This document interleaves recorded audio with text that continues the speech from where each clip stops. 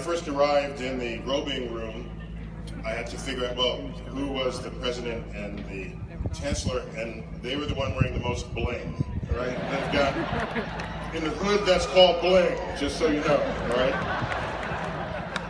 Just so you know, there. When I was invited to give the commencement speech, they said I would have 8 minutes, and I said, the universe needs a little more than 8 minutes. And need at least 9 minutes, if I can, please. Maybe 10, I don't know. I thought I would spend this time, brief as it is, together, to share with you things that you should know going forward in life. Things you should know. Maybe you already know it. Maybe, but I don't think everybody knows all of this. Things you should know. Okay. A couple of things. Your grades, whatever is your GPA, rapidly becomes irrelevant in your life.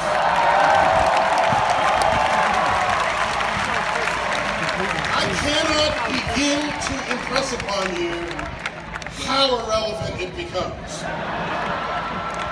Ask anybody just a few years older than you, when was the last time someone asked your GPA? And they will have long forgotten.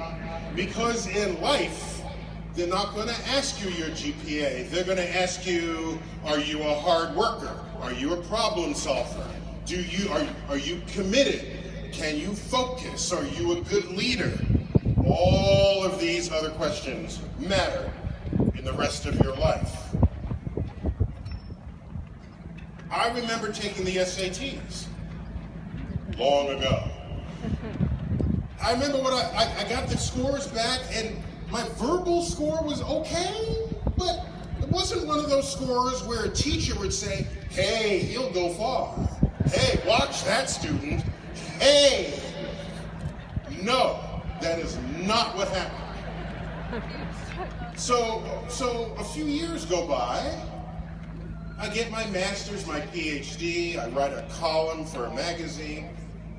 5 books later, I get mail used to come in paper envelopes, okay? I got a letter from the Educational Testing Service in New Jersey. They are the purveyors of the SATs. Just to show you what kind of grip these institutions have on us, I get the letter and say, oh. Was there an error in my SAT scores? What?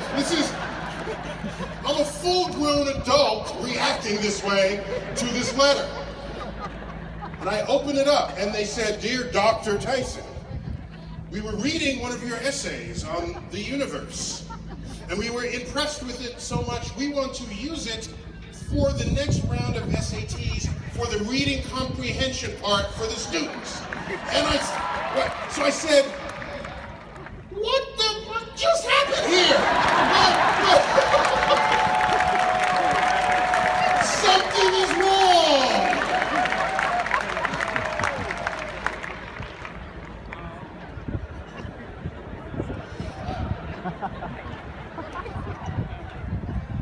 If the exam means anything, if a GPA means anything, it's what you were in that moment. And it so does not define you for the rest of your life.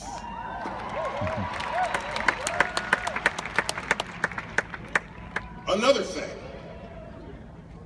the most dangerous people in a free society are those who don't know. By the way, it's okay to not know. This is what school is for. That's okay. But if you don't know, but think you do know, and have power over legislation that would affect others, that is dangerous.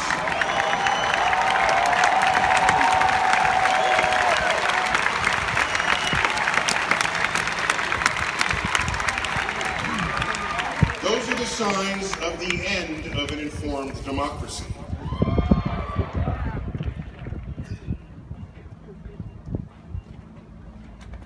science matters.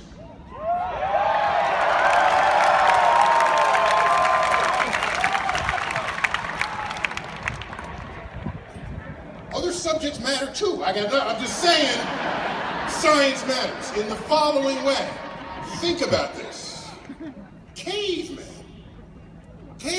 and women, they had clean air, fresh water. Their food was free range. Yet their life expectancy was 35.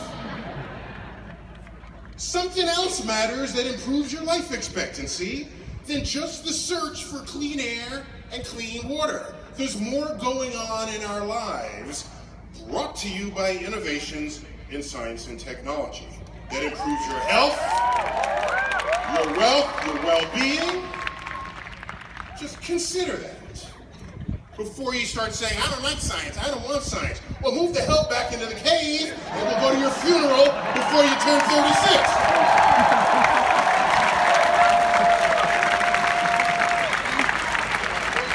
Another thing, this is just a list, that's all, I'm just going down the list. It has become a pastime to blame politicians for the ills of the world. And I understand the urge to do that. I get that. However,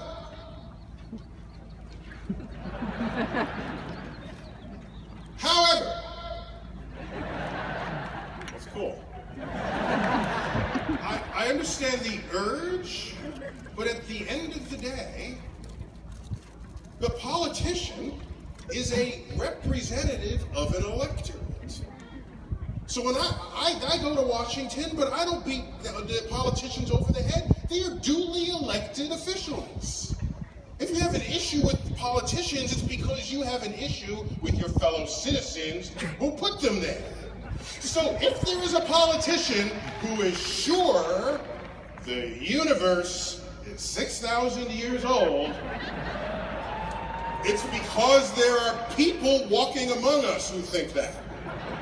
As an educator, it is my duty to teach people about the methods and tools of science, how and why it works. Because the engines of tomorrow's economy depend on it. Innovations in science and technology will drive the 21st century economies. The extent to which you cherry-pick science for your own philosophies, just because you didn't like the result, where does that stop? What's going to happen? You're going to say, oh, I want to repeal the law of gravity because I gained 10 pounds last month? Where does that stop? The laws of physics affect us all. Objective truths are true whether or not you believe in them. So if you are not scientifically literate in the 21st century, you will have disenfranchised yourself from important decisions that affect us all. Unless you're okay with that, you should be thinking about how to learn. It doesn't mean you have to be a scientist, no. No, not to be one, but just understand what it is and why. Now, science literacy is not how much you know. It is how is your brain wired for thought. That's what it is. If someone comes up to you and says, I have these crystals, and if you rub them together and you dance under them, it'll cure your ailments. Okay, so now, it's easy to be smug and say, this person is a freaking idiot. Let me just leave that alone. Okay, fine. One might also say, wow, that's great. Let me get them. How much are they? I'll buy all of them. Do you realize each of those states of mind are equally as lazy? It actually takes effort to inquire about the truth of something. Effort. So you ask, where are these crystals from? What are they made of? What is their chemical composition? What are the properties you are evoking that claims to create the health? What are the experiments? Can you cite them? That is science literacy. neither the blunt acceptance nor the blunt rejection of a claim of someone who is making statements in the name of science. That's a point. Another point, I think, this is a personal thing, I think on some level role models are overrated. Ooh. Well, let me tell you why. I will tell you why. Growing up in the Bronx in the house, yep. Had I required as a prerequisite that another black man from the Bronx had become an astrophysicist for me to become one, I'd still be in the Bronx. If you require a role model who looks just like you to be something you want to be and you can't find one, is that a reason to not be what you want to be? No. Oh no, so my argument is simple. You can assemble your role model, get the people who do what you like, but you don't have to be them. Just be the piece of them that you want to be. And then you're someone who's moral, you do that. Someone who's athletic, you do that. So you don't have to be the whole person. That protects you from when the person messes up in some fundamental way. There isn't this fear that now you have to go mess up too, because that's what your role model did. So I encourage people to assemble their role models a la carte. That is far more potent a way to establish what it is you may become in this world. Now, a couple of things just cosmically. The universe is bigger than you are. Lesson one, okay? That sounds obvious, but some people don't really know that. Number two, Earth. If someone invites you to go to Mars, just remember how beautiful Earth is before you do that. You can breathe the air, things like this. However, do not forget that Earth is really good at killing you. 90%, over 97% of all the species of life on Earth that have ever existed are now extinct because of Earth. So we think of Earth as a haven, but in fact, it is out to kill us every opportunity it gets. It's our ingenuity, in spite of that fact, that prevents it. And the sun is a limitless source of energy. Oil under the ground, not so much. If you want us to exist and thrive into the future, and you're one of these people who say, I don't need space. I solve all my problems here on Earth. Meanwhile, there's unlimited energy, unlimited resources. That's what, this what you're saying to yourself? Move back to the cave, because in fact, that's where you will land when this is over. And I want to leave you with two more points. I grew up during the Cold War, as did many on this dais. We used to say we are the leaders of the free world here in America. In Russia, they're not free. They have to show their IDs everywhere they go. That country spies on their own citizens.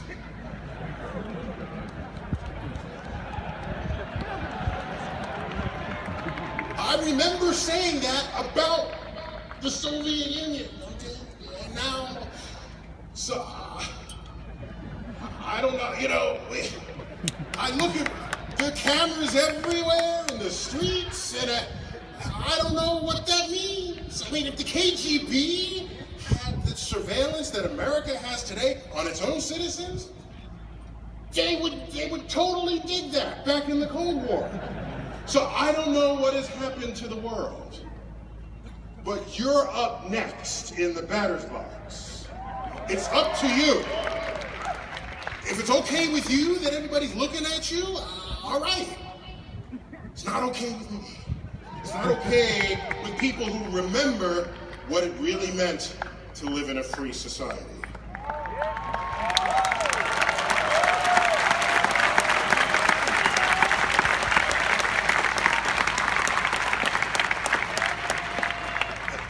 final point,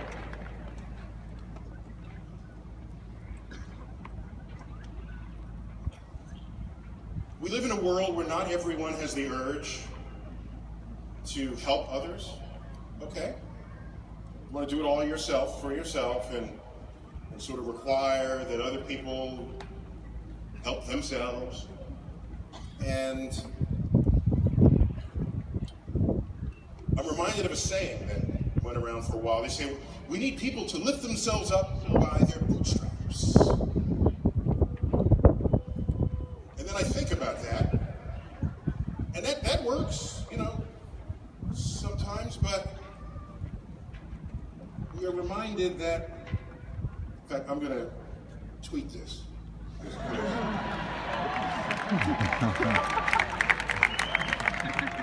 because I'm feeling it. Excuse me.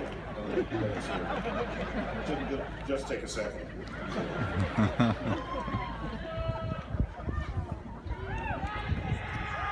It is okay to encourage others to pull themselves up by the bootstraps.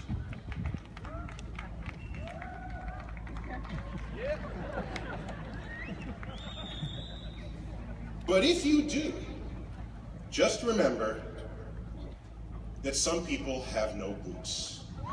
Thank you.